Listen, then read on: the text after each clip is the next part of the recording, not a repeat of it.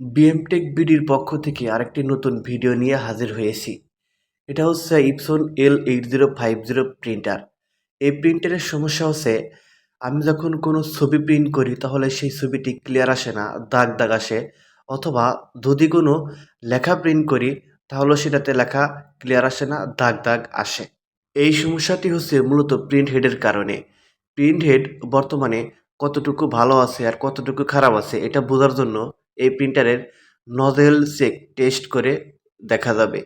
Print হেডের বর্তমান অবস্থা অর্থাৎ নজেল চেক করার জন্য ইউএসবি কেবলের মাধ্যমে আমার প্রিন্টারটি আমার এই কম্পিউটারের সাথে কানেকশন করে নিয়েছি। তারপর আমি আমার কম্পিউটারের সার্চ বারে যাব। সার্চ বারে এখানে এসে লিখব কন্ট্রোল প্যানেল। কন্ট্রোল প্যানেল লিখলে এটার ভিতরে যে ইনস্টল করা অটোমেটিক ইনস্টল করা একটা অ্যাপস থাকে, সেই অ্যাপস কন্ট্রোল প্যানেল এখানে ওপেন হবে। ওপেন করার জন্য সামনে এরকম আসবে, আমি এখানে ওপেন একটা ক্লিক করে দিলাম।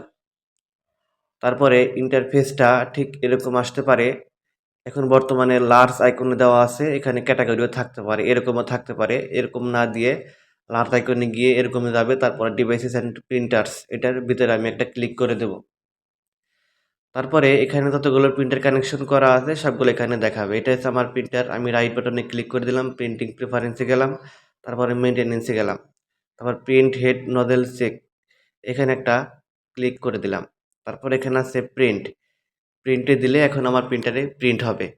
এখন আমার প্রিন্টারে প্রিন্ট হেড নজেল চেক এই স্ট্যাটাসটি দেখা যাবে, অর্থাৎ বর্তমানে প্রিন্ট হেডের কী কন্ডিশন আছে সেটা এই পেজটা দেখলেই বুঝতে পারবো। এই প্যাটার্নটা দেখলেই বোঝা যাবে যে হেড বর্তমানে কী কন্ডিশন আছে। এখানে দেখেন, এখানে কিন্তু মাঝখানে এই যে বিকে লেখা আছে ব্ল্যাক কালার। ব্ল্যাক কালারটা কিন্তু অনেকগুলো নজেল মিসিং আছে, অর্থাৎ আশেপাশে যে মোট আরও যে কয়টা নজেল চেকের প্যাটার্ন দেওয়া আছে সেগুলো কিন্তু ক্লিয়ার আছে, কিন্তু মাঝখানেরটা শুধু কালো কালিটা, এটা কিন্তু এই নজেলের এই ঘরটা এলোমেলো দেওয়া আছে, অর্থাৎ নজেলটা মিসিং আছে। অথবা নজেল চেক প্যাটার্নটি উপরে স্ক্রিনে যে দিয়েছি এরকমও আসতে পারে, অর্থাৎ নজেল চেক প্যাটার্ন প্রিন্ট করলে আপনি নিজে নিজেই বুঝতে পারবেন।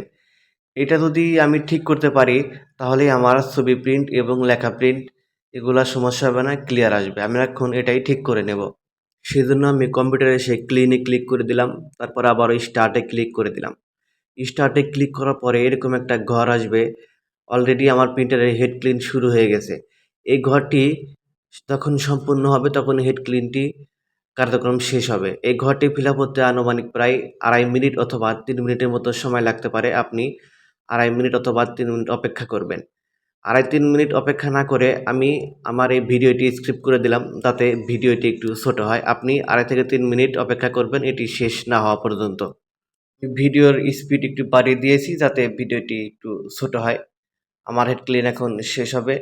হ্যাঁ, আমার হেড ক্লিনটা এখন শেষ হয়েছে। এখন আমি দেখব প্রিন্ট হেড কন্ডিশন আগের চেয়ে ভালো হয়েছে নাকি সেরকমই আছে। সেজন্য আমি আবারও নিচে লেখা আছে প্রিন্ট নজেল চেক প্যাটার্ন, এটাতে একটা ক্লিক করে দেব। তারপরে আবারও প্রিন্টে ক্লিক করে দেব। আমার এই প্রিন্টারটি 3 মিনিট হেড ক্লিন নিয়েছে। তারপরে আমি নজেল চেক প্রিন্ট টেস্ট করার জন্য আমি আবারও নজেল চেক প্যাটার্ন প্রিন্ট দিয়েছি এবং এটি এখন প্রিন্ট হচ্ছে। দেখব এখন এটি ঠিক হয় কিনা। এখন এটি প্রিন্ট হয়েছে। এটি কিন্তু এখনো কিন্তু ঠিক হয়নি, সে আগের মতোই আছে।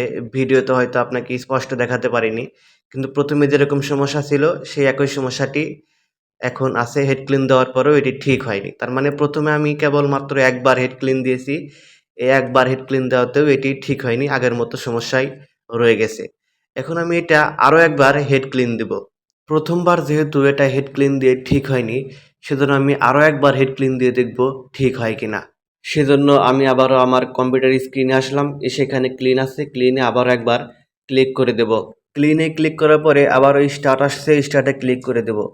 স্টার্টে ক্লিক করার পরে ঠিক সেই প্রথমবারের মতোই আবারও হেড ক্লিন হবে। ঠিক সেরকমই এই ঘরটা সম্পূর্ণ ফিল আপ হবে। যখন এই ঘরটা ফিল আপ হবে তখন হেড ক্লিন শেষ। মানে 2.5 মিনিট অথবা 3 মিনিটের মতো সময় লাগতে পারে। এই 2.5 মিনিট 3 মিনিট আপনার প্রিন্টারটি হেড ক্লিন হবে। প্রিন্টারের ভিতরে ক্যারিজগুলো গিয়ারগুলো মুভমেন্ট হবে। এতে কোনো সমস্যা নেই, প্রিন্টারে হেড ক্লিন হচ্ছে। আপনি 2.5 থেকে 3 মিনিট অপেক্ষা করবেন হেড ক্লিন শেষ না হওয়া পর্যন্ত। ভিডিও বড় হবে সেজন্য আমি ভিডিওর স্পিডটি একটু বাড়িয়ে দিলাম। প্রায় 2.5 থেকে 3 মিনিট অপেক্ষার পর আমার প্রিন্টারের হেড ক্লিন কার্যক্রমটি শেষ হবে। দেখুন আমার হেড ক্লিন কার্যক্রম শেষ হয়েছে। এখন আমি আবারও চেক করে দেখব যে দ্বিতীয়বার প্রিন্ট হেড ক্লিন দেওয়াতে প্রিন্টারের হেডের কন্ডিশন আগের চেয়ে ঠিক হয়েছে নাকি সেরকমই আছে, সেটা এখন চেক করে দেখব। সেজন্য প্রিন্ট নজেল চেক প্যাটার্ন এটাতে একটা ক্লিক করে দেব, তারপর আবারও প্রিন্টে ক্লিক করে দেব। প্রিন্টারের পেপার ট্রেতে আগেই কয়েকটা পেপার দিয়ে রাখবেন। দেখুন এখানে প্রিন্ট হয়েছে নজেল চেক প্যাটার্ন, যেটা আমি প্রিন্ট দিয়েছি কেবল চেক করার জন্য, হেড কন্ডিশন দেখার জন্য। এখন দেখুন এখানে যে নজেলটা দেখা যাচ্ছে এটা কিন্তু আর আগে যেরকম মিসিং ছিল, সমস্যা ছিল, সেরকম কিন্তু নেই। এখন কিন্তু এখানে মোট 6টা কালারের 6টা ঘর আছে।